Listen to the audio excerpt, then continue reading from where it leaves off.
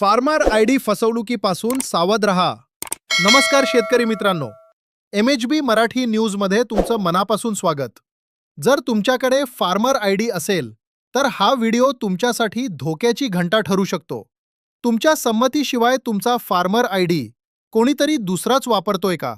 तुमचं पीक कर्ज किंवा खतांचा कोटा कोणीतरी चोरतंय का? हे कसं ओळखायचं आणि स्वतःचा बचाव कसा करायचा, हे आज आपण पाहणार आहोत. पण त्याआधी अशाच महत्त्वाच्या बातम्यांसाठी आपल्या चॅनलला सबस्क्राईब नक्की करा. मित्रांनो, केंद्र सरकारने ॲग्रीस्टॅक योजनेअंतर्गत देशातील करोडो शेतकऱ्यांना एक विशिष्ट ओळखपत्र म्हणजेच फार्मर आयडी दिला आहे. आपल्या महाराष्ट्रातही जवळपास 1,30,00,000हून अधिक शेतकऱ्यांचे हे आयडी जनरेट झाले आहेत. आता खत खरेदी असो, पीक कर्ज असो की सरकारी योजनांचा लाभ, प्रत्येक ठिकाणी हा आयडी बंधनकारक होतोय. पण खरी अडचण इथेच सुरू होते.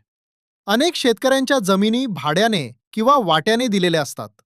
अशा वेळी दुसऱ्या व्यक्तीला अधिकार देण्यासाठी फार्मर ऑथोरायझेशन नावाचा पर्याय दिला आहे. मात्र सध्या एक धक्कादायक प्रकार समोर येतोय. अनेक शेतकऱ्यांना माहिती नसतानाही त्यांच्या आयडीवर अनोळखी व्यक्तींना ऑथोरायझेशन मिळालं आहे. यामुळे काय होऊ शकतं? तुमचं पीक कर्ज दुसरीच व्यक्ती उचलू शकते.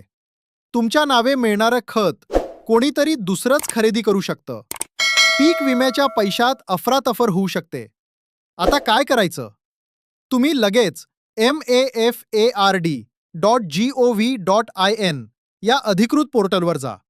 याची लिंक मी डिस्क्रिप्शनमध्ये दिली आहे. 1. तुमचा मोबाईल नंबर आणि पासवर्ड टाकून लॉग इन करा. 2. डॅशबोर्डवर खाली फार्मर ऑथोरायझेशन या टॅबवर क्लिक करा. 3. इथे तपासा. जर कोणा अनोळखी व्यक्तीचं नाव दिसत असेल तर ते तात्काळ डिलीट करा. मित्रांनो, लक्षात ठेवा, आपला फार्मर आयडी, पासवर्ड किंवा आलेला OTP कोणालाही शेअर करू नका. काही लोक कामाचं निमित्त सांगून तुमचा OTP घेतात आणि तुमच्या नावावर ऑथोरायझेशन मिळवतात. सतर्क रहा आणि सुरक्षित रहा.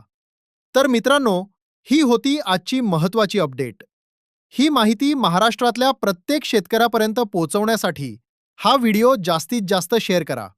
तुम्हाला ही माहिती कशी वाटली? कमेंटमध्ये नक्की सांगा. आणि अशाच ताज्या बातम्यांसाठी MHB मराठी न्यूजला आत्ताच सबस्क्राईब करा. धन्यवाद. जय हिंद, जय महाराष्ट्र.